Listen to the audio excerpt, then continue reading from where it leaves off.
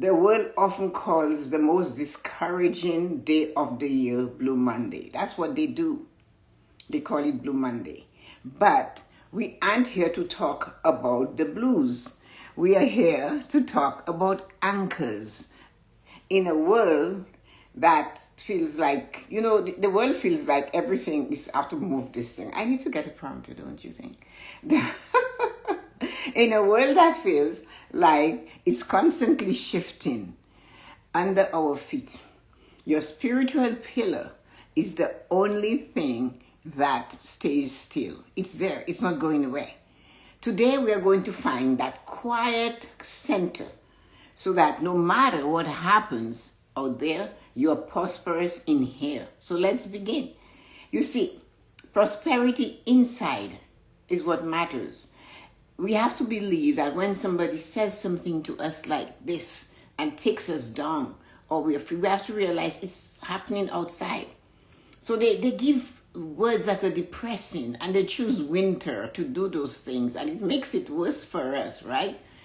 And that is very challenging for us to wake up. And here is Blue Monday. If you're on the edge, you're just going to go over. You know what I mean? So let us begin with something that is a little bit better than hearing about today. The 20th is Blue Monday. So everyone acknowledges that Blue Monday is there. They mention that prosperity starts from within. We aren't just surviving in the world. We are building a world inside us that can withstand anything.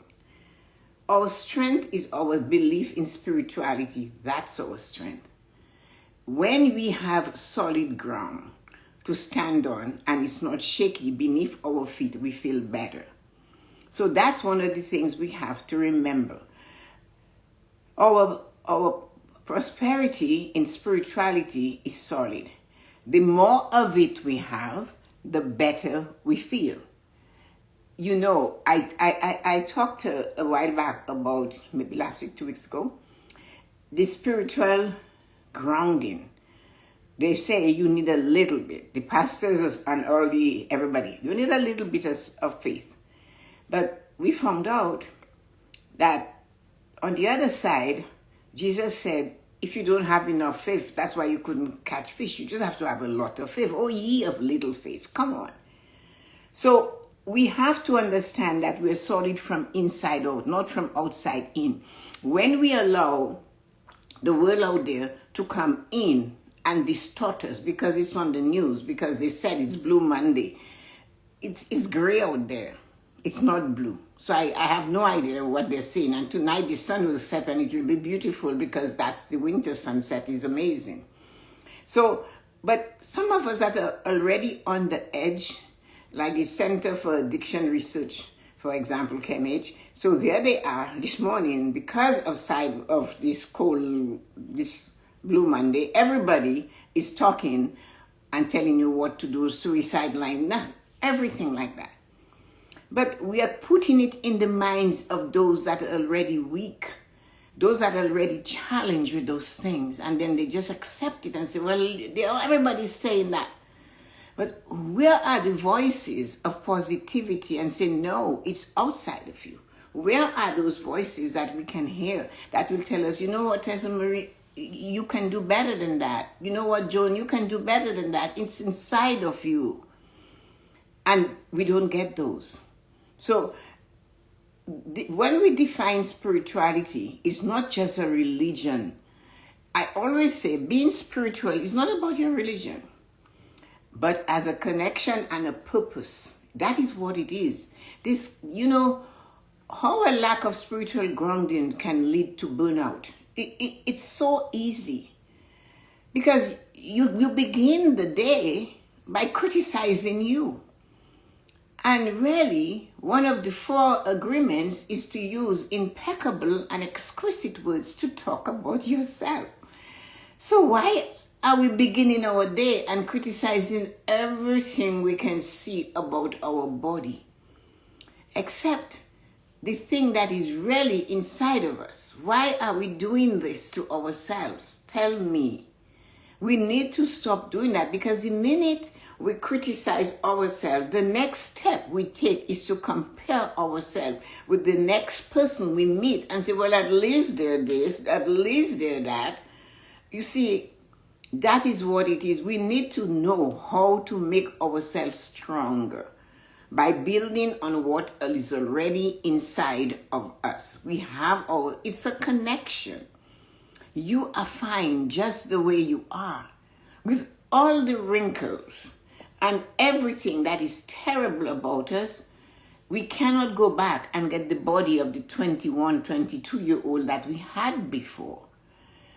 Helping to make the world a better place in which to live. Thanks, Glenn. One of these days we should have a chat, Glenn. So it's wonderful to get something like that.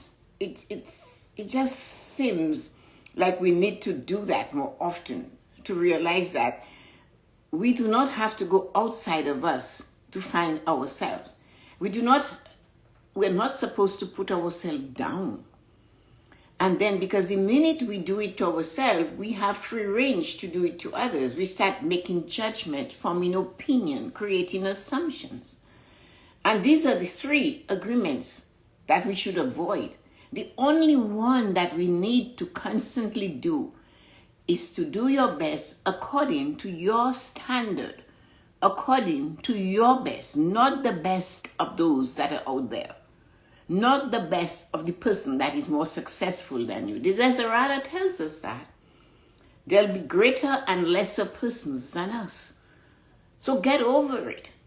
Jesus said to them when they were when Martha or Mary bought the ointment and the oils for his feet, when Judas said, we can use that money for the poor.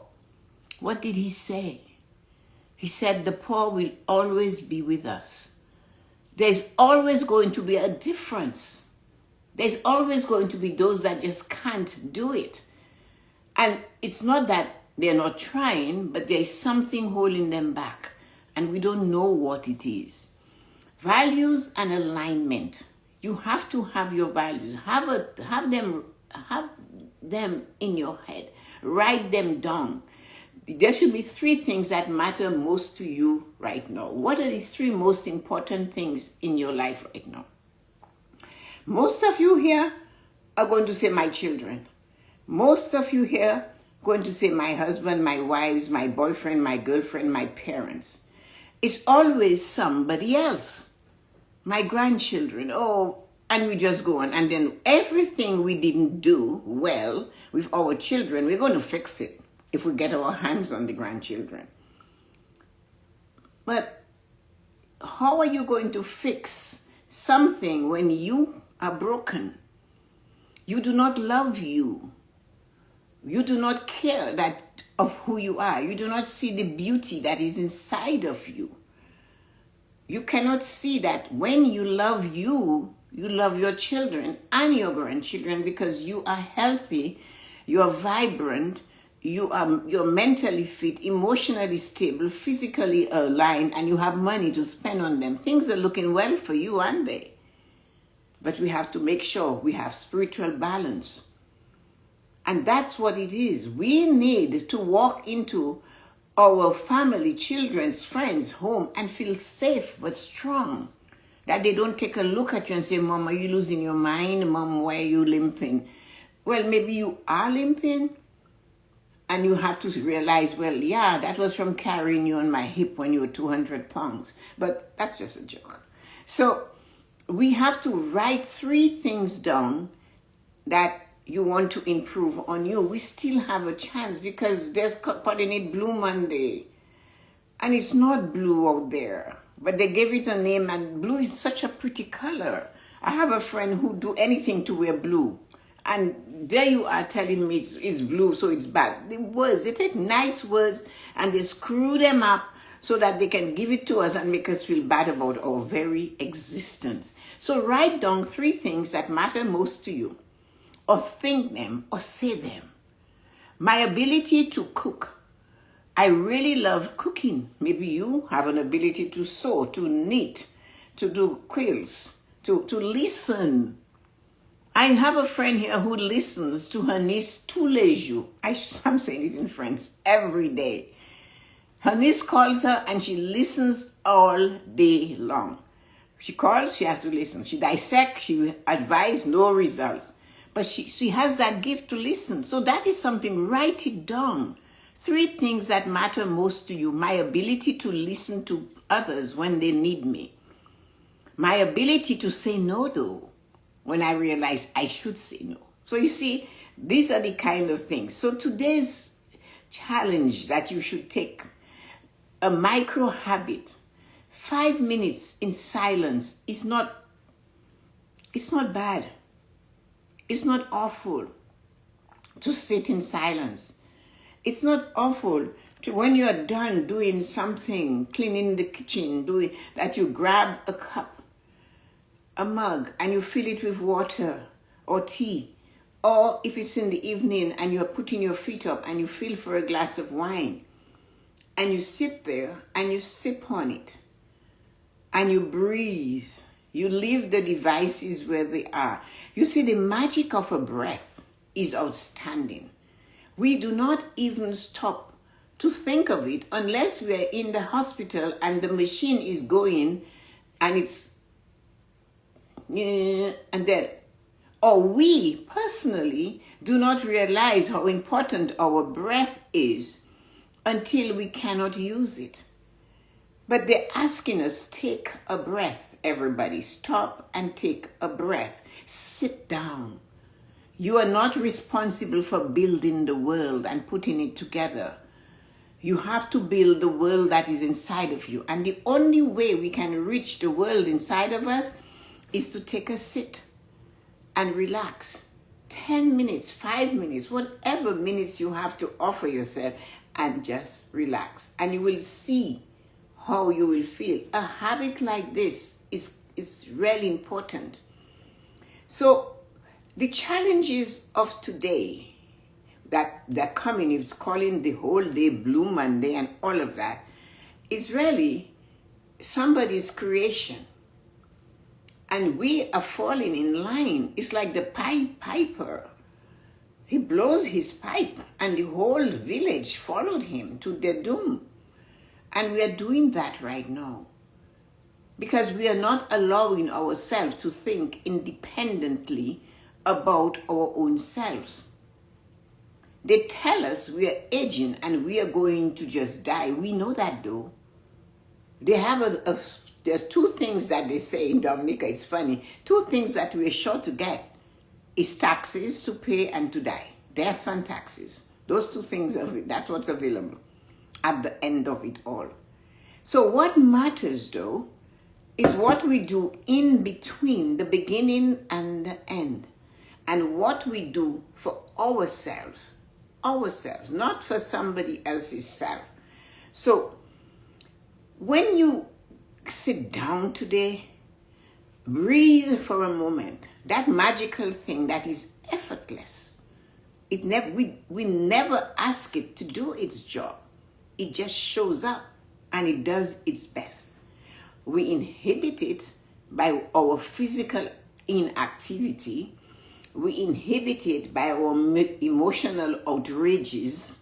We inhibit it by making assumptions spiritually and forming opinions about what we do not know spiritually.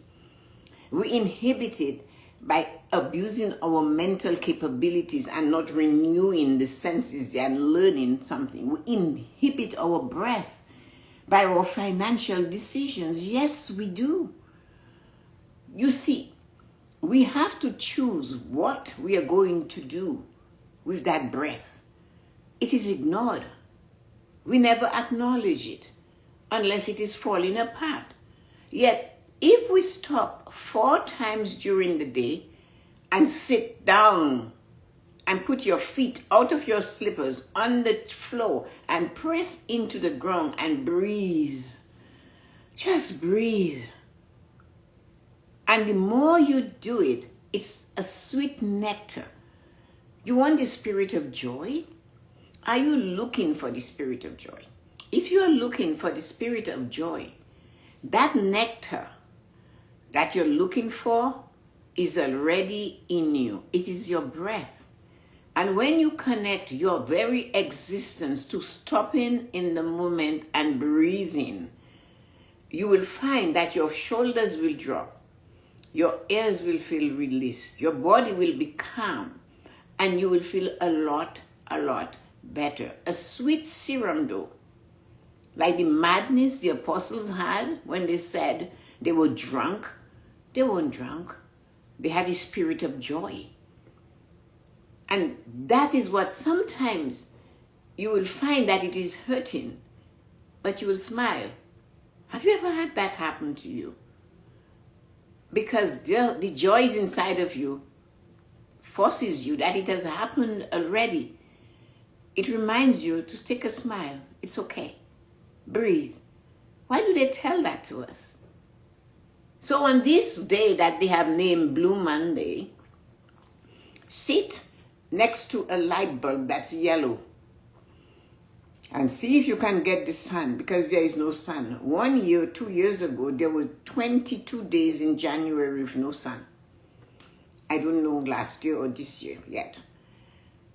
But we need the sunshine somehow, some way for us to get the joy. But we cannot always get it. Sit and breathe and see if we can pull that nectar of joy into our heads. Because when the nectar of joy comes into, when you look at the baby's head, it does that, it's still open, right? Always is still open. You know that, right? So if you're looking for joy, imagine the spirit of joy coming through that and coursing through every vein and sinew and blood through your body, all the way down to your toes. Can you do that while you're rushing? Can you do that while you're doing dishes, cooking dinner, walking into the wall, doing crazy? Can you do it then? No, you can't. No, we can't. We need the time to sit or maybe stand and lean against a wall or post and just stand.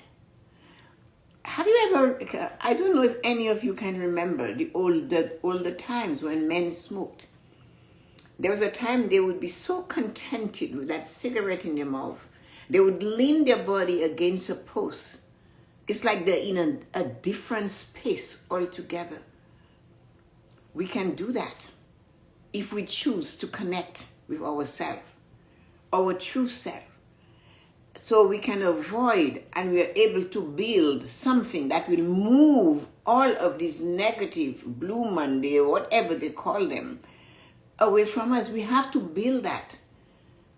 And then if somebody always calls you and every time they call is what is really, really horrible in the world, one thing we have to learn to do is to take them down, bring them down, lower their level, because that level is going to be contagious. Oh yeah, I know what you're talking about. And no, you don't. Find a way to say, you know what? Can we talk about something? How is this going on with your life? Something like, there has to be something you know about that person. Or, let me tell you what I saw today. That was so funny. Have you heard about this program? You should try it. You can do that. We have to draw them away from what is they're going to pile on our backs. We have to learn to do that. So today I wanted to spend 5 minutes. You knew it was coming, didn't you? 5 minutes in total silence. No phone, no music, just you and your breath. The two of you. Me, my breath, and I. You ever heard that? Well, that's what it is. You and your breath. When I'm done with this, I have my hot water and a big fat mug. It's just water. I'm going to sit over there and put my feet up, leave everything as it is, and sit there for 10 minutes. And only then will I get up and start to go to the next thing. So I do 10. 10 minutes is a lot. When I asked Yuko to do that once, because she was talking to me and I could see she was looking flushed. She was hot. And I said to her, "Your joy, yes, the client just left. And you can see." I said, "Okay." I said, can you plan your meeting, your appointments, so you have a 5-minute break between your clients? Just 5 minutes. Don't clean the floor. Don't do anything. Just sit down in the chair that the client sits in if need be, because it must be very comfortable. Sit there and drink some water. Absorb what you just did. Acknowledge you did a great job for that client. And she started doing it. I asked Loretta to do that, and she said, "I have so much to do." She's retired. And she's 83. Loretta hasn't worked since she was 44. But she has so much to do. And I go, "Loretta, when are you going to get centered and realize Loretta counts, Loretta matters, Loretta is amazing, Loretta needs this?" I don't know. That's what I get for the answer. So, and this has been going on for 50-something years. I met Loretta in 1969. And in 2019, in January 2019, I told her I was not going to listen anymore, because I gave her 50 years of my life, and I didn't say 50. I said, "Loretta, I have given you 600 months. And she was flabbergasted. "What is 600 months? I've been listening to you, just not doing anything for you, doing for everybody, and complaining about doing for everybody. And 600 months, I don't know what you're talking about." I said, 50 years. I met you in 1969.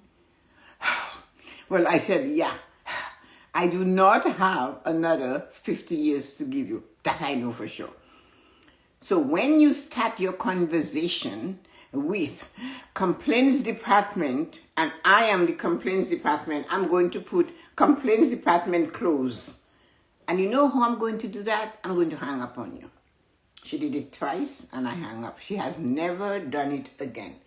And I proved to her, I said, "Loretta, I would say to you, you call." My sister tried that the other day, and I really let her have it. She called me, and she's talking away, talking, and I go, "Hello, good morning. How are you feeling today, Sister Tess?"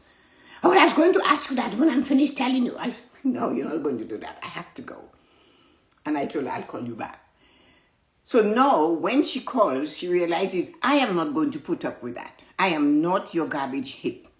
If you're going to talk to me, when you call, do not just start the conversation and dump on your friend. That is not what spiritual human beings does. Not a religion, not a church, not anything. Just accepting me as being worthy of saying, "Hello, how are you feeling today?" Then we can start to listen to your conversation. So Loretta no longer does that, because she'll just keep talking over whatever I said. Dawn has learned better, and she's going to hear that and get angry at me for doing this, but it doesn't matter. So one of the things we have to learn for sure is to realize, as you go back to your world today, remember you're not circumstances. You are the quiet strength beneath them. Take that 1 minute of silence to talk. We talked about, and let your spirit catch up with you today. Let it catch up with your body. Tomorrow we may move from the spirit to the mind, learning how to filter out the noise and keep our focus clear. So you see, if we do not do that to ourselves, we are allowing ourselves to be heavy. We end up going to bed feeling the weight of not caring for our own selves. And that's not good enough, is it? Because it hurts. The spiritual being accepts that they are worthy of time out. They are worthy of taking a breath. They are worthy of being amazing. They are worthy of being supported. They are worthy of being heard. And if you're not allowed to be heard, and it is called the friendship, you need to get a screwdriver and tighten or loosen some of the bolts. Fix it instead of complaining about it. Because each and every time we complain, we are going back to what hurts. And what hurts always is outside of us. And we have to learn to cherish ourselves and feel that we are worthy. In doing that, we also must remember they are worthy. Watch your tongue. Watch your facial expressions when you're looking at others.